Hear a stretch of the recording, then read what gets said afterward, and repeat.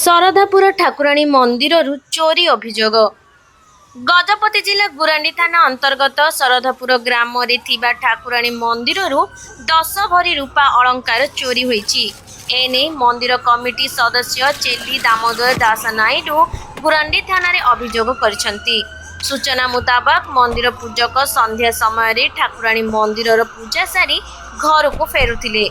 ଆଜି ସକାଳ ସମୟରେ ମନ୍ଦିରକୁ ପୂଜା କରିବାକୁ ଯାଇଥିଲେ। ସେତେବେଳେ ଠାକୁରାଣୀ ମାଙ୍କ ମୂର୍ତ୍ତିରେ ଲାଗିଥିବା 10 ଭରି ଓଜନର କମର ପଟିଟି ନଥିବାର ଦେଖିବାକୁ ପାଇଥିଲେ। ଏନେଇ ପୂଜକ ଜଣକ ଗ୍ରାମବାସୀଙ୍କୁ ମାଙ୍କ ମୂର୍ତ୍ତିରେ ଲାଗିଥିବା କମର ପଟିଟି କେହି ଚୋରି କରି ନେଇଥିବାର ଜଣାଇଥିଲେ। ଏନେଇ ଗ୍ରାମବାସୀମାନେ ଗୁରାଣ୍ଡି ଥାନାରେ ଅଭିଯୋଗ କରିଥିଲେ। ଅଭିଯୋଗ ପାଇଲା ପରେ ଗୁରାଣ୍ଡି ଥାନା ପୋଲିସ ଘଟଣାସ୍ଥଳରେ ପହଞ୍ଚି ତଦନ୍ତ ଆରମ୍ଭ କରିଛି। ସୂଚନାଯୋଗ୍ୟ ଯେ କିଛି ଦିନ ପୂର୍ବେ ଗାରବନ୍ଧ ଥାନା ଅନ୍ତର୍ଗତ ଲାବଣ୍ୟଗଡ଼ ଗ୍ରାମରେ ଏକ ମନ୍ଦିର ଏବଂ 2 ଜଣଙ୍କୁ ଘରୁ ସିରିଜ ଚୋରି ଘଟଣା ଘଟିଥିଲା। ଏଥିରୁ ଜଣାପଡ଼ୁଛି ଯେ ଦୁର୍ବୃତ୍ତମାନେ ମନ୍ଦିରଗୁଡ଼ିକରୁ ଚୋରି କରିବା ନିମନ୍ତେ ସୁଚିନ୍ତିତ ଯୋଜନା କରି ସେଥିରେ ସଫଳ ମଧ୍ୟ ହେଉଛନ୍ତି।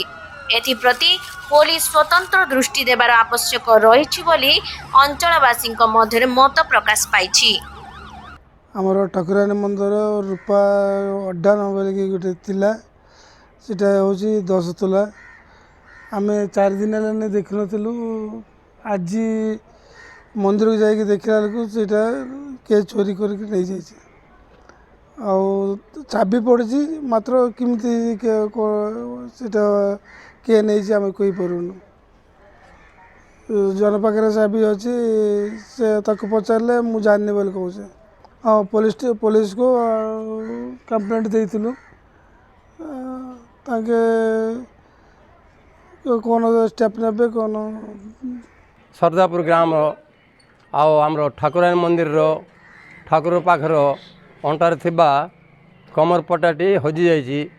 କିନ୍ତୁ ଆଉ ଆମର ଗୋଟିଏ ଗାଁ ଭିତରେ ଗୋଟିଏ ମରଣ ହେଇଗଲେ ସେ ଛୁତ୍ରିକା ବିଷୟରେ ସପ୍ତାହଟେ ହେଲା କିଏ ଯାଇନ ମନ୍ଦିରକୁ। ଆଜି ଯାଇକି ଦେଖିଲା ବେଳକୁ ଚାବି ପଡ଼ିଛି, କିନ୍ତୁ କମର ପଟା ଆଉ ଠାକୁର ପାଖରେ ନାହିଁ। ତେଣୁକରି ଆଉ ଆପଣଙ୍କୁ ଶୁଣୁଛୁ ଯେ ଆଉ ଆସି କ'ଣ ତୁମେ ଟିକେ ଦେଖିବେ ବୋଲିକିରି ମୁଁ ଅନୁରୋଧ କରୁଛି। ଆଉ ପୋଲିସ ଷ୍ଟେସନକୁ ରିପୋର୍ଟ କରିଦେଇଛ। ସେ ଆଇକି ତାଙ୍କେ ଆସିକି ଏନକ୍ୱାରି କଲେ।